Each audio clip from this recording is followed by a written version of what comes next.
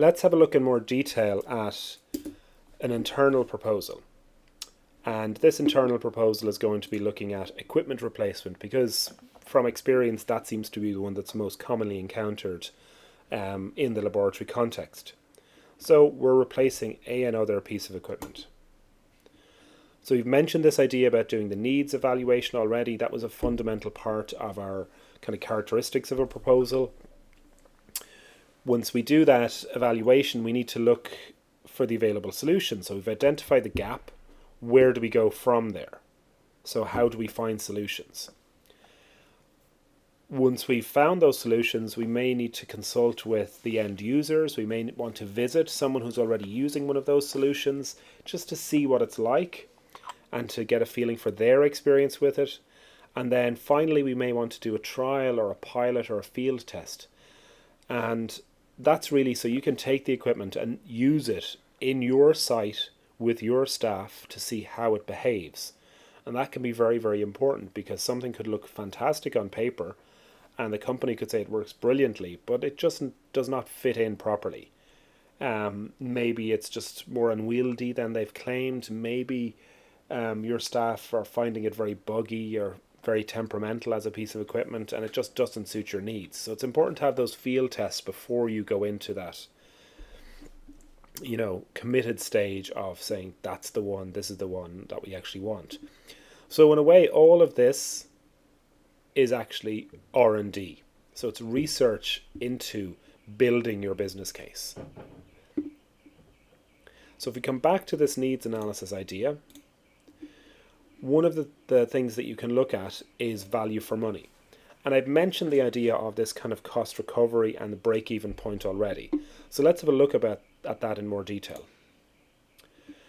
So what I've got here is number of tests on the x-axis and then basically cost on the y-axis, okay? And you can see there's a point where the two lines cross.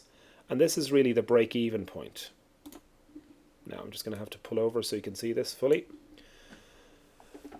So the break-even point really is when you get back to where you were at the start. So where you could get back to your predicted position if you changed nothing.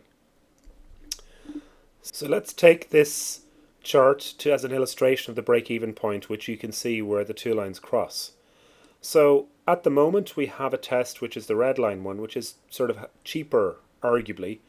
And as we increase the number of tests, the cost goes up proportionally.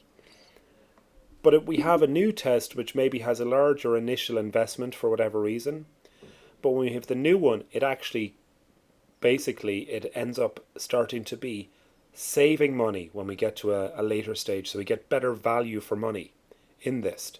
So really what we're getting here is an ability to get this cost saving part up here, even though we may have a cost part at the start as part of the investment phase. Now this is a very simple way of looking at it, but it's really to illustrate that point,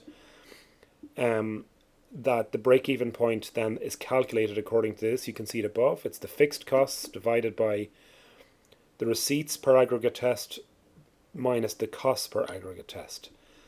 And ultimately, if you have a break-even point, you could say, let's say you do 50 or 100 samples a year. You could say within 3 years we'll be basically at break-even point with the new system, and then after that we're saving money. And as you continue this, you can see that the savings would continue as well.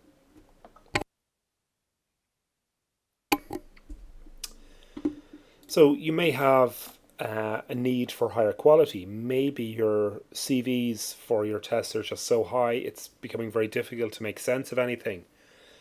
So you need to have a better quality service. So it could be that you're failing external quality assurance because of the difficulties with the current test. So you need to stop doing that and have a better quality service. You may want to have just a general improvement in service, whether that's, faster, more accurate, more precise, whatever way you want to describe it, higher capacity and so on. Turnaround time comes back again and again from the master's students as something that is a key interest.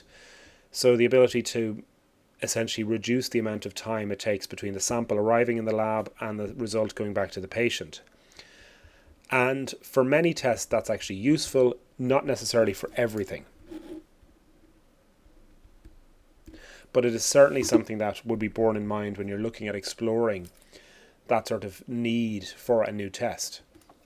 And obviously greater capacity is certainly something that automation drives all the time. And if you can have greater capacity, then we're back to this idea that I mentioned in a previous video about those opportunity costs, those general costs, maybe freeing up people to do extra work or different work, providing people with higher levels of work so they don't get frustrated and bored, and potentially reducing conflict elsewhere in the lab.